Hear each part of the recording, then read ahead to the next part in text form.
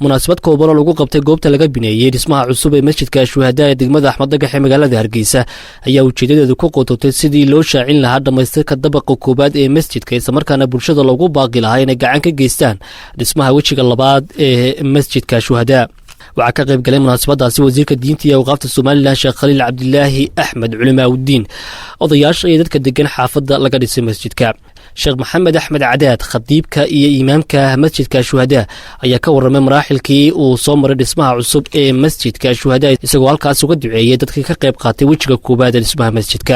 masjidku taariikhdu soo maray marka la soo ururiyo jaga yar oo kooban buu ahaa dad baa bixiyay oo intay waqfiyeen haddana dhisay. haddana markii xaaladaasi aan aragnay dadkii dhismo badan iyo jaamacado iyo meherado badan iyo bulsho badan inay masaajidka ku soo dhawaatay waxaa loo baahday in masaajidkii tawsiic lagu sameeyo. dabadeedna mataana maartay ragii dhiirigelinta koowaad lahaa waxaa ka mid ahaa saaxiibkii Mahad Ibrahim oo mas'uulka ah iskuulada Nuurudiin habeenkii halkan la xawla wala quwwata carabka saara uu buuri $2,000 markii uu ku sii deeqay ragii mataana maartay dhiirigelinta bixiyay buu ka mid ahaa. markiiba iyadoon dhaqaale badan lahaynin waxaa la damcay in masjidkii la iibiyo gurigii la iibiyo. alxamdulillah wuu soo gacan galay gurigiina kadibna sidii baa dumintii iyo tarmiimkii lagu bilaabay.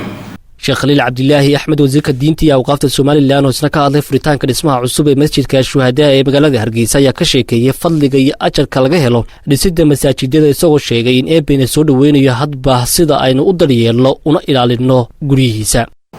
inaynu noqonay dadkii u horeeyay ee masaajidka markii dib loo cusboonaysiiyay ka soo wada qayb galay salaad ku tukada oo haleela farxadda furitaanka iyo maxaan ku raadayay fadliga dheeraadka ay leeyihiin dadka muslimiinta isugu yimaada masaajidada. masaajidku weli waa inoo qabiyo oo arkaysan qabiyada ka muuqata Ramadaantum baa loo dedejiyay inaynu ku tukano ku cibaadaysano. waxaan u baahanahay masaajidkii in inta hadhana aan isku tashamadeeno inta hadhay in isku tashamo oo haddaad meel ka soo helayso haddaad qof kale soo tilmaamayso haddaad qof lacag hayaad ogtahay haddaad ogtahay mid maxaa wax daarmaya intaba aad u soo shaqayso waayo haddaad u soo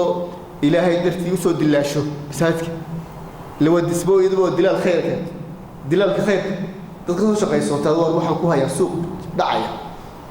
masaajid halkan ayaa u baahan $100 ka gelino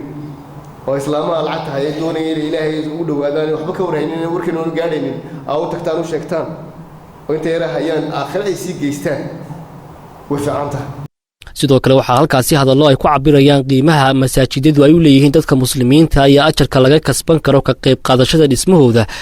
halkaasi ka jeediyay Sheekh Maxamed Ismaaciil, Sheekh Shabcaan Cabdilaahi Aadan, Sheekh Maxamed Muuse, Sheekh Maxamed Maxamed Waladu Dacwa, Xaaji Xasan iyo Cabdi Xuseen oo ka mid ah odayaasha xaafadda uu ku yaalo masaajidka shuhada. waxaa kale oo ay culimada bulshada Soomaaliland iyo guud ahaanba dadka muxsiniinta ugu baaqeen inay ka qayb qaataan wejiga labaad ee dhismaha masjidka shuhada oo la doonayo in lagu daro dabaq kale maadaama oo uu la jaar yahay goobo waxbarasho iyo suuq dad badan.